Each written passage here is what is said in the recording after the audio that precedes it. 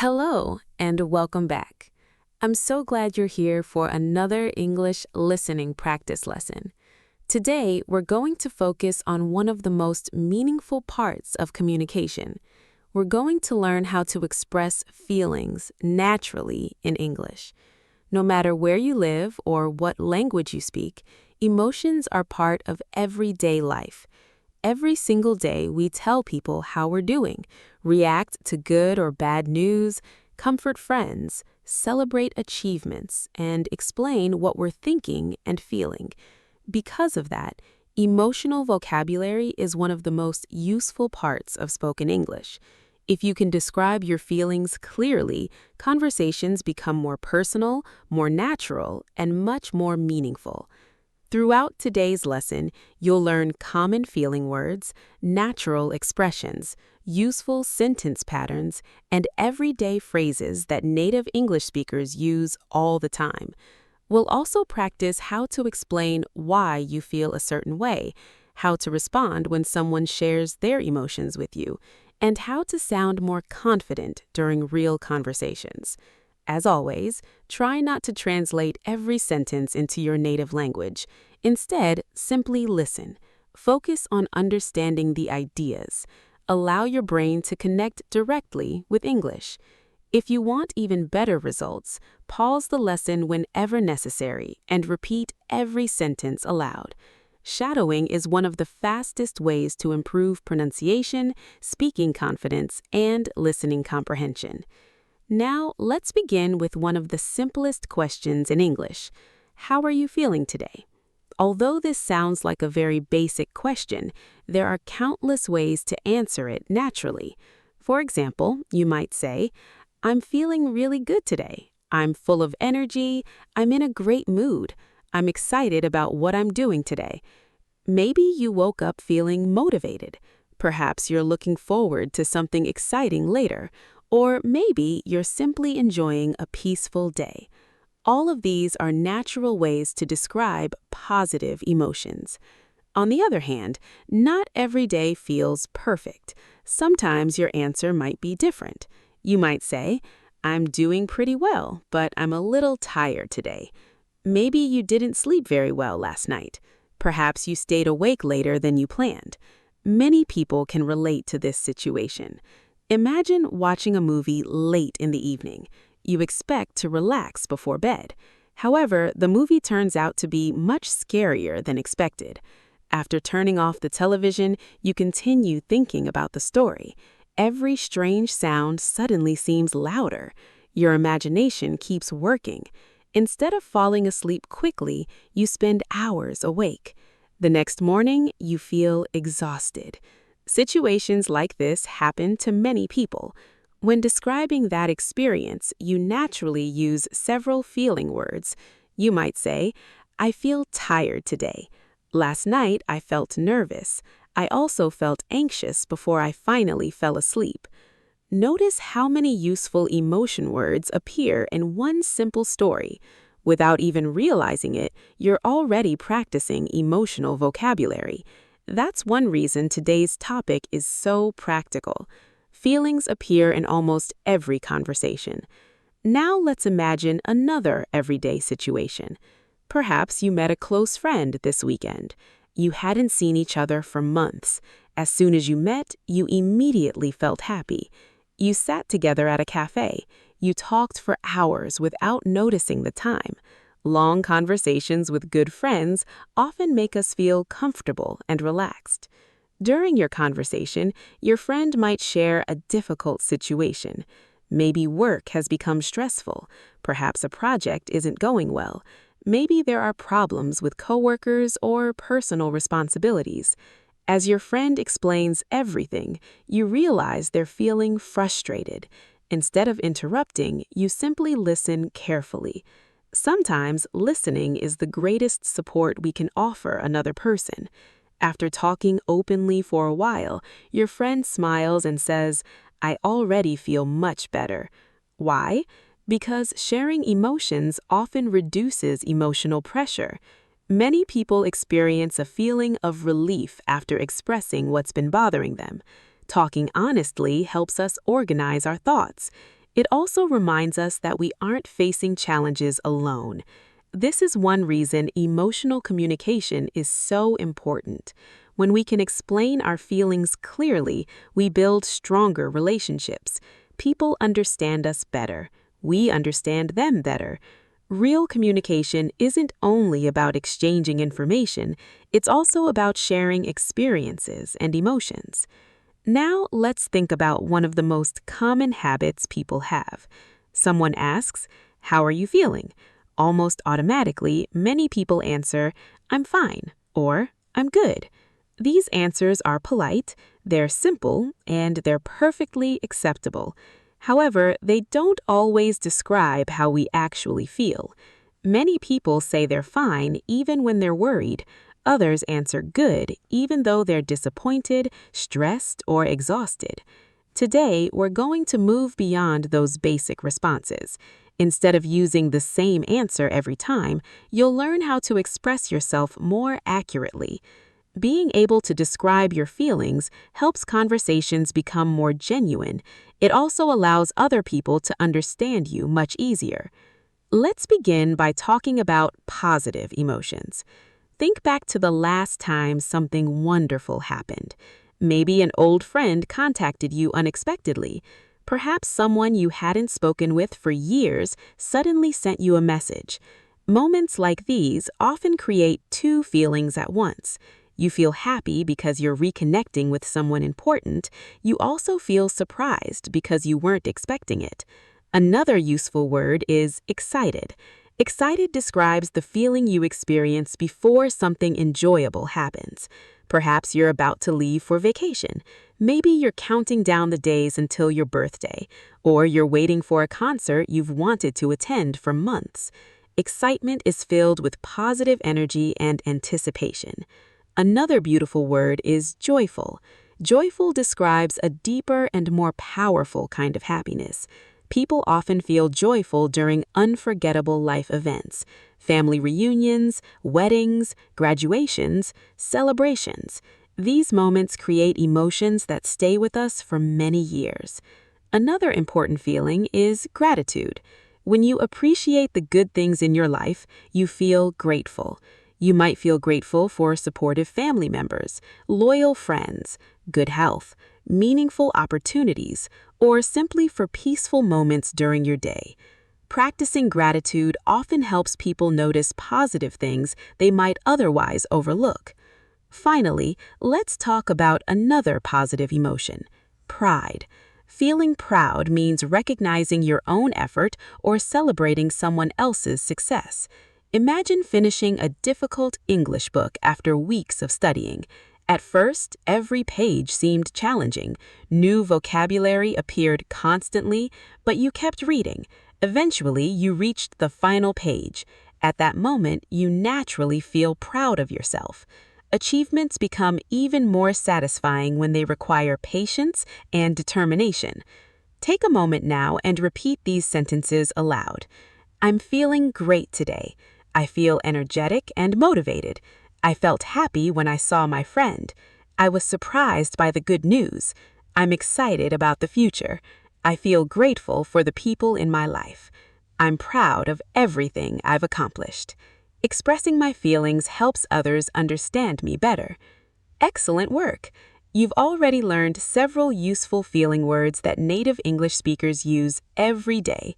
Keep listening carefully, speak every sentence aloud, and allow yourself to think directly in English. You're making excellent progress. Welcome back. Now that we've introduced some common positive emotions, let's continue by exploring both positive and difficult feelings in more depth. One of the best ways to improve your English is by connecting vocabulary to real situations. Instead of memorizing long word lists, imagine experiences from your own life. This helps new vocabulary become much easier to remember. Let's begin with another positive emotion: feeling grateful. Gratitude is much more than simply saying thank you. It's the feeling you experience when you truly appreciate something or someone. You might feel grateful because a friend supported you during a difficult time. Maybe your family encouraged you when you needed motivation. Perhaps someone offered help without expecting anything in return. Moments like these naturally create gratitude. For example, you could say, "I feel grateful to have people who always support me," or "I'm grateful for every opportunity to learn something new." Another positive emotion that people experience after working hard is pride. Feeling proud doesn't mean thinking you're better than everyone else. Instead, it means recognizing your own effort and celebrating progress. Imagine that you've been studying English every day. At first, understanding native speakers felt impossible. Slowly, your listening improved. Then your vocabulary became larger. Eventually, you finished your first English novel. That accomplishment deserves recognition. You could naturally say, "I felt proud after finishing my first book in English," or "I'm proud of myself because I didn't give up." Notice that we often use the expression proud of. For example, "I'm proud of my progress." She's proud of her children.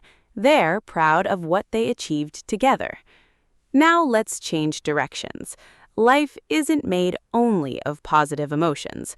Everyone experiences difficult feelings from time to time. Learning to express those emotions clearly is just as important. Let's begin with one of the most familiar feelings: sadness. Feeling sad is a completely natural part of life. People feel sad after losing something important, after saying goodbye to someone they love, after receiving disappointing news, or even after watching an emotional movie. Sadness reminds us that something mattered to us. For example, "I felt sad when my friend moved away," or "I was sad after hearing the bad news." Sometimes sadness lasts only a short time. Other times it stays with us longer. Talking about it often helps. Sharing emotions with trusted people can make difficult situations easier to manage. Another common feeling is disappointment. Disappointment happens when reality doesn't match your expectations. Perhaps you spent weeks preparing for an important exam. You believed everything would go perfectly. However, your final score wasn't as high as you hoped. Naturally, you feel disappointed. Maybe you planned a picnic for the weekend. Everything was ready. Then heavy rain ruined your plans. Again, disappointment appears. Or imagine being excited to meet someone who cancels only a few minutes before arriving. That situation would disappoint almost anyone. Notice the difference. Sadness usually comes from loss. Disappointment often comes from unmet expectations. Now let's talk about anger. Everyone feels angry sometimes. Anger itself isn't the problem. The important question is how we express it. Healthy communication means explaining your feelings calmly instead of reacting aggressively. Rather than shouting, you might say, "I felt angry because nobody listened to my opinion," or "I was upset about what happened." Speaking honestly while remaining respectful helps solve problems much more effectively. Another feeling closely connected to anger is frustration. Frustration appears when you want something to happen, but obstacles prevent you from succeeding. Imagine trying to fix your computer.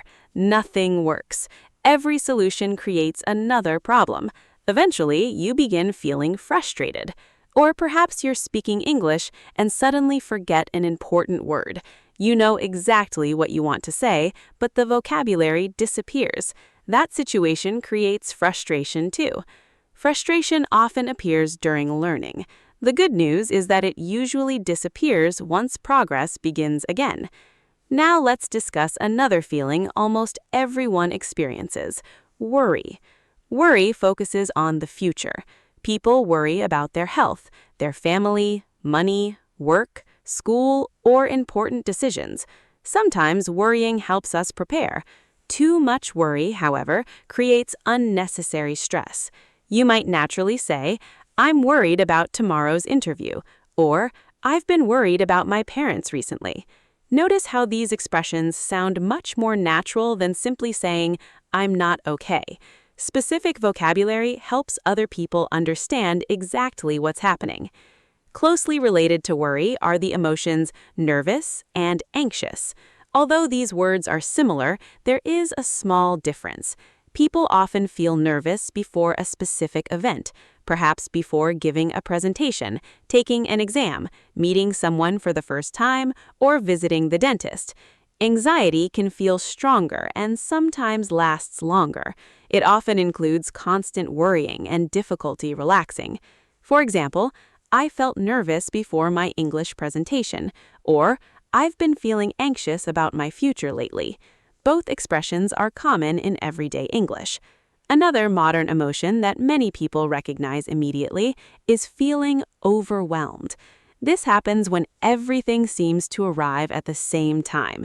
Too many emails, too many deadlines, too many responsibilities, too many decisions. You don't know where to begin. Imagine opening your calendar and discovering that every hour of the day is already full. Immediately, you may think, I feel completely overwhelmed. Many people experience this feeling at work, at school, or while balancing family responsibilities. Fortunately, there are practical ways to reduce it. Many people stop for a moment, take several slow breaths, write down everything they need to do, then focus on completing one task at a time. Breaking large problems into smaller pieces often makes them feel much more manageable. Now let's talk about another feeling that people don't always discuss openly: loneliness. Feeling lonely doesn't simply mean being physically alone. Someone can sit in a crowded room and still feel lonely. Loneliness appears when we don't feel emotionally connected to the people around us. Perhaps nobody understands what we're experiencing. Perhaps we miss someone important, or perhaps we've recently moved somewhere new. Building meaningful relationships usually helps reduce loneliness. Sometimes one honest conversation changes everything. Another feeling many English learners experience is confusion. Learning something new naturally creates moments of uncertainty. Maybe you're listening to native speakers who talk very quickly. Maybe grammar rules seem confusing. Maybe vocabulary feels overwhelming. All of this is completely normal. Instead of becoming discouraged, remind yourself that confusion is often a sign that learning is taking place. Every expert was once a beginner. Finally, let's discuss embarrassment. Everyone experiences embarrassing moments. Perhaps you accidentally called someone by the wrong name. Maybe you forgot an important word during a presentation, or you waved at someone who wasn't actually waving at you. Embarrassing moments usually feel terrible in the moment. Later, however, they often become funny stories. Most people are much more understanding than we imagine. Repeat these useful sentences out loud. I feel grateful for my family. I'm proud of my progress. I felt disappointed when my plans changed. I get frustrated when technology doesn't work. I've been worried about my future. I feel nervous before important presentations. Sometimes I feel overwhelmed by too many responsibilities. Everyone feels confused when learning something new. Embarrassing moments happen to everyone. Talking about feelings helps build stronger relationships. Excellent work! You're expanding both your vocabulary and your confidence. Keep listening, keep repeating, keep thinking in English. Welcome back. So far, we've explored many different emotions that people experience every day. Now let's take the next step.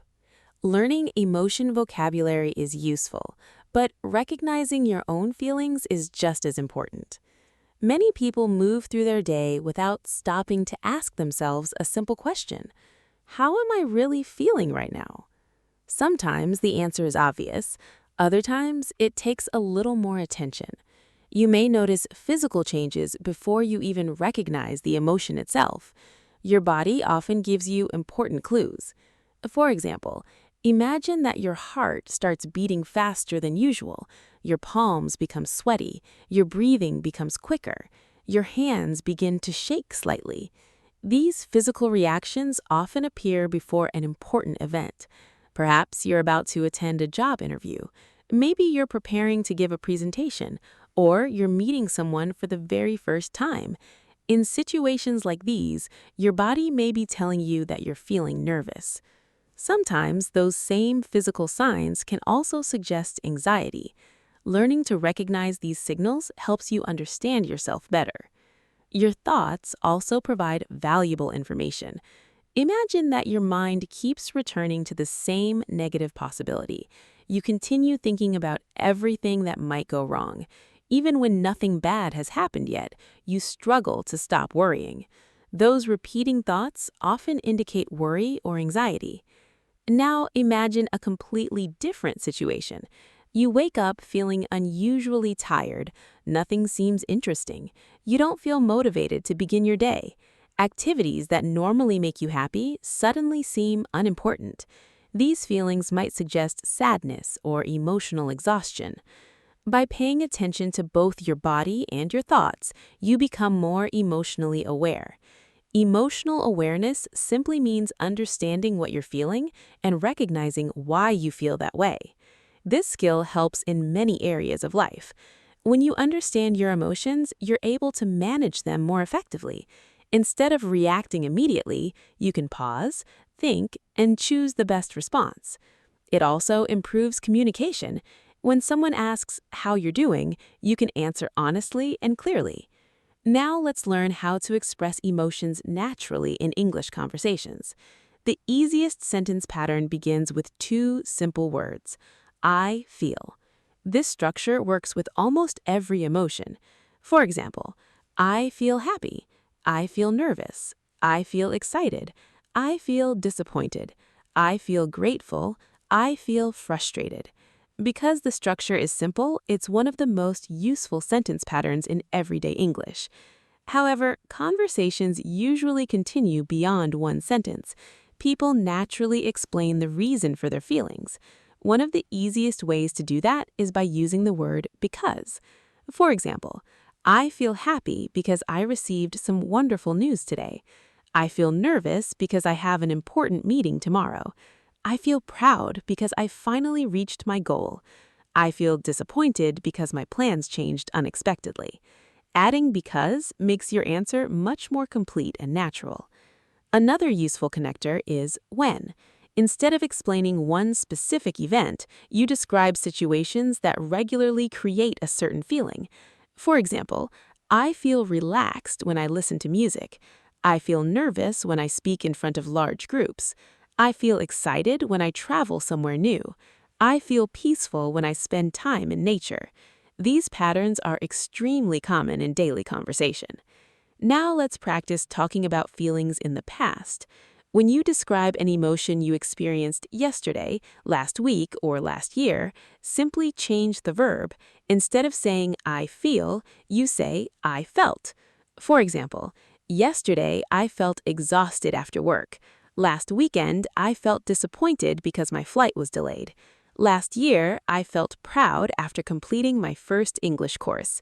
Using the past tense allows you to describe personal experiences naturally. Sometimes, however, you're talking about emotions that have continued for days or even weeks. In those situations, English often uses the present perfect continuous. For example, I've been feeling tired lately. I've been feeling much more confident recently. I've been feeling stressed these days. Notice the time expressions: lately, recently, these days. These words tell the listener that the feeling has continued over a period of time. Now let's practice asking other people about their emotions. The most common question is very simple: how are you feeling? This question works in almost every situation. If you notice someone seems upset, you can ask more specific questions. For example, is everything okay? What's wrong? You seem worried. Would you like to talk? These questions show concern without sounding rude. When someone decides to share their feelings, your response is just as important. Listening carefully builds trust. Simple expressions of empathy make a huge difference. You might say, I understand. That sounds difficult. I'm sorry you're going through that. I'm really sorry to hear that. Or if the news is positive, that's wonderful. I'm so happy for you. Congratulations, you deserve it. These responses show that you're paying attention and that you genuinely care about the other person's experience. This ability is called empathy. Empathy means recognizing another person's emotions and responding with kindness and understanding. Strong relationships are built on empathy. Sometimes, however, people don't want to discuss their feelings. Perhaps they need time. Perhaps they simply prefer privacy. That's perfectly okay. Instead of forcing a conversation, you can gently offer support. For example, "I'm here if you need me.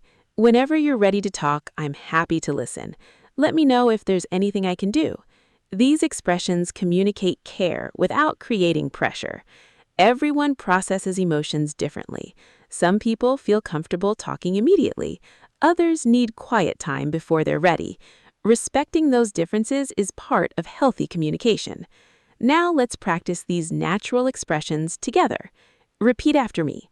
I feel happy because I accomplished my goal. I feel nervous when I meet new people.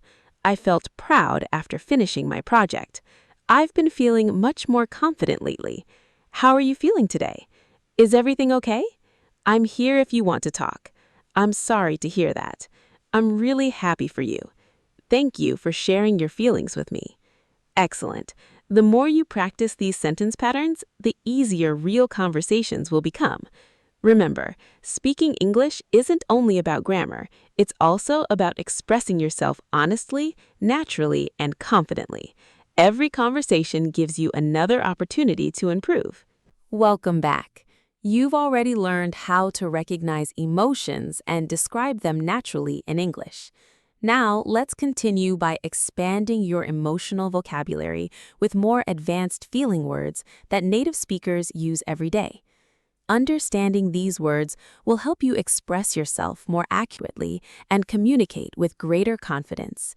Let's begin with one very important feeling: grateful. Feeling grateful means appreciating the good things in your life. It's much stronger than simply saying thank you. Gratitude comes from recognizing the kindness, support, opportunities, or experiences that make your life better. For example, imagine someone helps you during a difficult time. Maybe a friend listens when you're feeling stressed.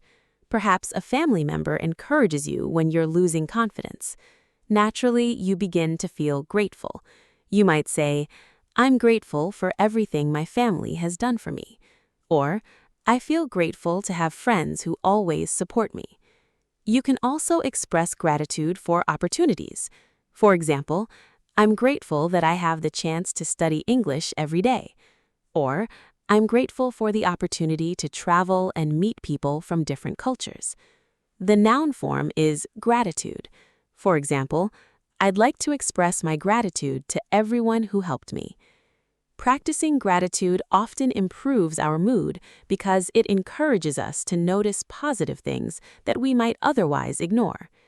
Now let's move to another common feeling: overwhelmed. Many people experience this emotion regularly. Feeling overwhelmed means that everything seems to arrive at once. Perhaps your calendar is completely full. Your phone keeps ringing. Emails continue arriving. People need your attention. Deadlines are getting closer. Instead of knowing where to begin, you feel mentally overloaded. For example, "I've been feeling overwhelmed at work this week because I have too many projects." Or, "She felt overwhelmed after moving into a new house because there was so much to organize." Many students also feel overwhelmed during examination periods. They have assignments, presentations, exams, reading, group projects. Everything happens at nearly the same time. When people feel overwhelmed, one useful strategy is breaking large jobs into much smaller steps. Instead of thinking about 10 different responsibilities, simply focus on one task at a time. Small progress creates momentum. Momentum creates confidence. Confidence reduces overwhelm. Now let's discuss another very common emotion: frustrated. Frustration appears whenever something prevents you from reaching your goal. Imagine trying to solve a difficult problem. You understand most of it, but one small detail refuses to make sense. You continue trying. Nothing changes. Eventually, frustration begins to grow. Technology creates frustration for many people. A slow computer, an internet connection that keeps disconnecting, a phone that suddenly stops working. These everyday situations can quickly become frustrating. You might naturally say, "I feel frustrated whenever my internet stops working during an online meeting." Or, "He became frustrated because he couldn't solve the problem after several hours." The verb form is frustrate. For example, constant interruptions frustrate me. The noun is frustration. For example, she expressed her frustration after waiting several hours for customer service.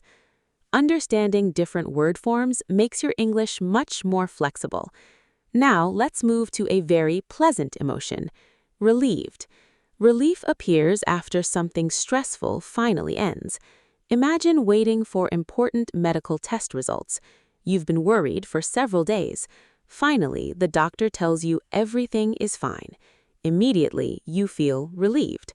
Or perhaps you've just completed a difficult examination. The pressure disappears. You can finally relax. Again, you feel relieved. For example, "I felt relieved after finishing my presentation." Or, "They were relieved when they found their lost passport." Relief often feels as though a heavy weight has been lifted from your shoulders. It's one of the most satisfying emotions people experience after stressful situations. Now let's continue with another important word, anxious. Although anxiety and nervousness are similar, anxiety often feels stronger and lasts longer.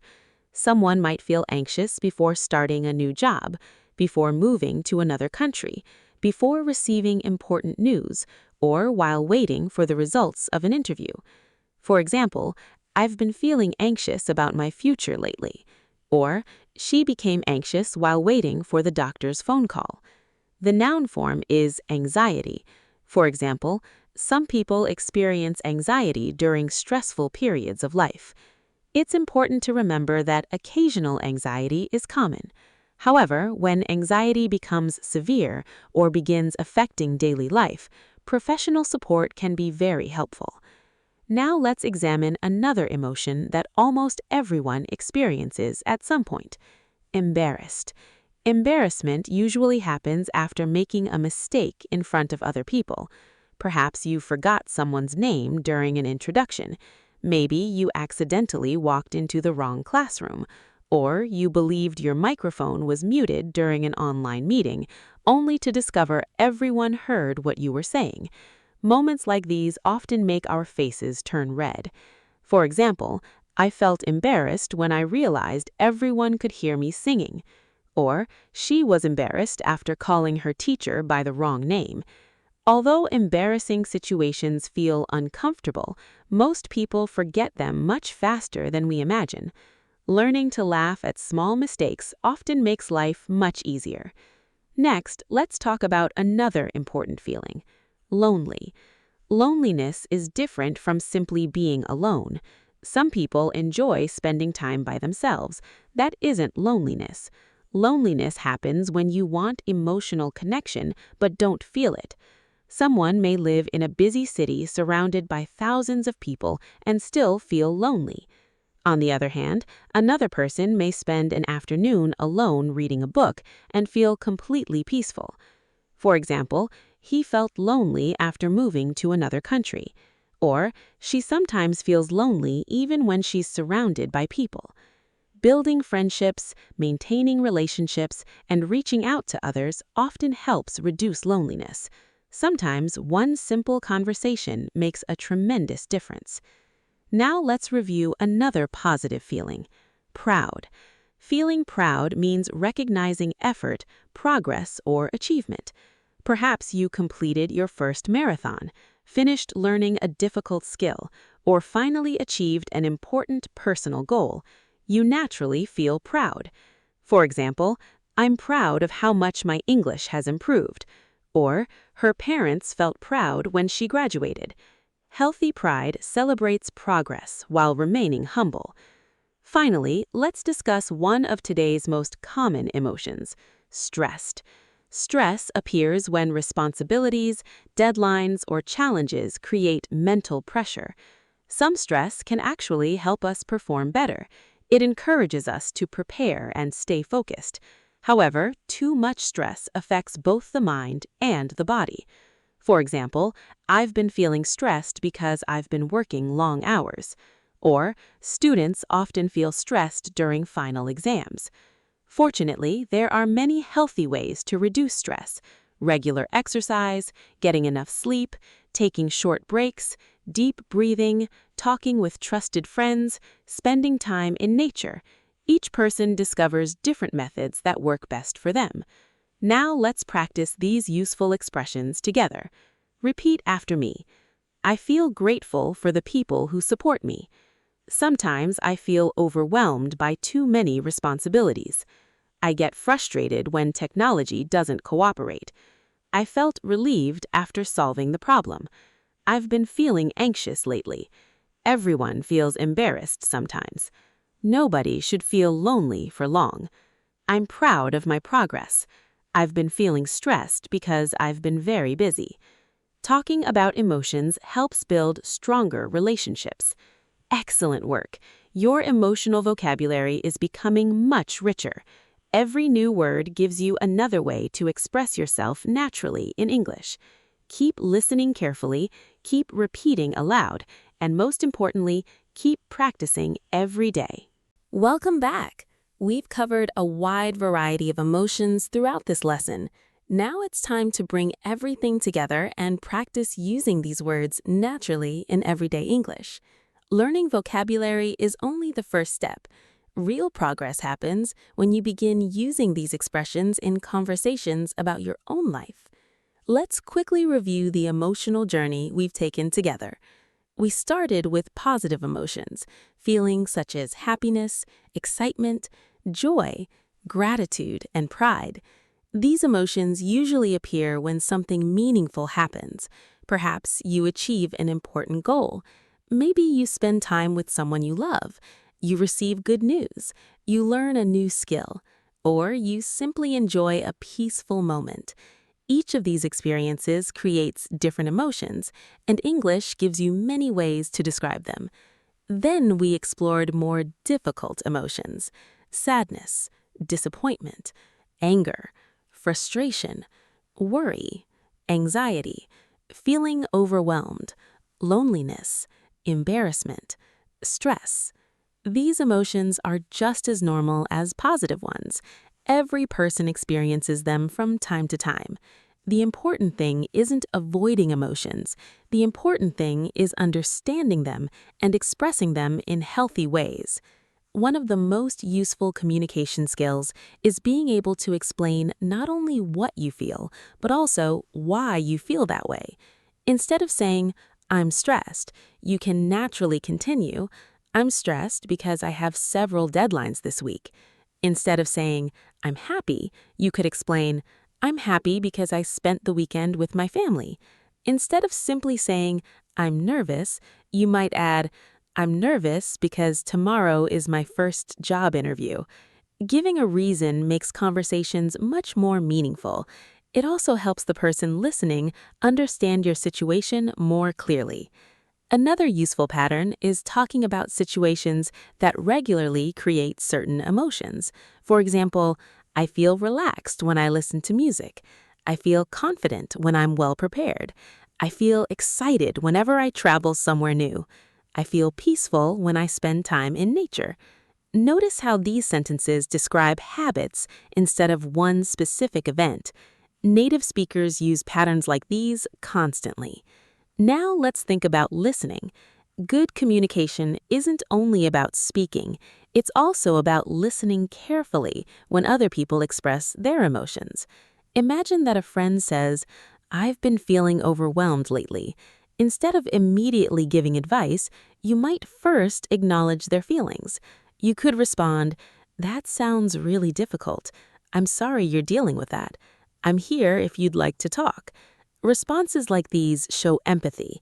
Empathy means trying to understand another person's emotional experience without judging them. People usually appreciate being heard before receiving advice. Sometimes, simply listening carefully is the most helpful thing you can do. Now, let's practice asking thoughtful questions. If someone doesn't seem like themselves, you might ask, "How have you been feeling lately? Is everything going okay? You seem a little quiet today. Would you like to talk about it?" These questions sound caring rather than intrusive. If the other person wants to share, they'll usually continue the conversation. If they prefer privacy, it's important to respect that decision. You might simply say, "That's completely okay. Just let me know if you ever need anything." Offering support without pressure creates trust. Now let's complete one final vocabulary review. Repeat each word after me. Happy, excited, joyful, grateful, proud, sad, disappointed, angry, frustrated, worried, anxious, overwhelmed, lonely, embarrassed, relieved, stressed. Excellent. Now let's use those words in complete sentences. Repeat after me. I feel grateful for the opportunities in my life. I've been feeling much more confident lately. I felt relieved after solving the problem. Sometimes I feel overwhelmed when I have too many responsibilities. I get frustrated when things don't go as planned. I'm proud of how much my English has improved. I feel excited whenever I learn something new. I try to stay positive even when life feels stressful. Talking about my feelings helps me understand myself better. Listening to other people's feelings helps build stronger relationships. Wonderful job. Now let's review everything we practiced today. You learned how to describe both positive and negative emotions naturally. You practiced expressing feelings using simple sentence patterns like I feel, I felt, and I've been feeling. You learned how to explain emotions using because and when. You practiced asking other people about their feelings with natural questions. You learned how to respond with empathy and kindness. You expanded your vocabulary with many useful feeling words that native speakers use every day. Most importantly, you practiced expressing yourself more naturally in English. Remember, language is much more than grammar rules and vocabulary lists. Language helps us build relationships, share experiences, support other people, celebrate achievements, solve problems, and communicate what matters most. Now it's time for today's speaking challenge. Think about your answer carefully. Which feeling do you experience most often these days? Is it excitement, gratitude, stress, curiosity, confidence, or perhaps something completely different? Now answer out loud using complete sentences. For example, I've been feeling very motivated lately because I've been working toward my goals. Or, I feel grateful most days because I have supportive people around me. Or, I've been feeling a little stressed recently because work has been very busy. There are no perfect answers. The goal is simply to practice expressing yourself naturally. Every sentence you speak makes your English stronger. Thank you so much for joining today's English listening practice. I hope this lesson helps you feel more confident expressing your emotions in English conversations. Keep listening every day. Keep speaking every day. Keep challenging yourself. Most importantly, never be afraid to express how you truly feel.